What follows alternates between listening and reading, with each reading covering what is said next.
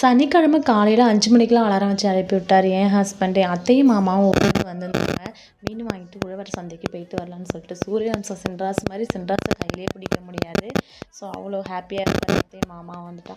காலையிலே போயிட்டு கடல் மீனும் டேம் மீனும் வாங்கலான்னு பார்த்தோம். ஸோ மாமா எதுவும் சாப்பிடக்கூடாதுன்னு கடல் மீன் மட்டும் பார்த்து நகர மீனும் ஊளி மீனும் முள் இல்லாத மீனும் வாங்கிட்டு வந்திருந்தோம்.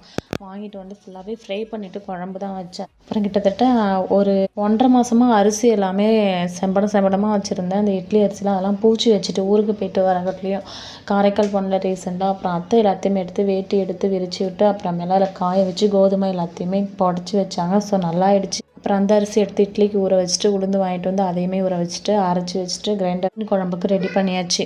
எங்கள் அத்தை மாமாவும் எப்போ வந்தாலுமே வீட்டில் அரைச்ச மசாலா பொடி எடுத்துகிட்டு வருவாங்க. கிட்டத்தட்ட எனக்கு ஒரு 6 மந்த் வரும். அது அவ்வளோ ஒரு டேஸ்ட்டாக இருக்கும். ஸோ எப்போயுமே கேட்பேன் என்னென்ன அரைச்சி போவீங்கன்னு வரப்போலாம். ஸோ நெக்ஸ்ட் விலாகில் ஷேர் பண்ணுறேன். பாய்.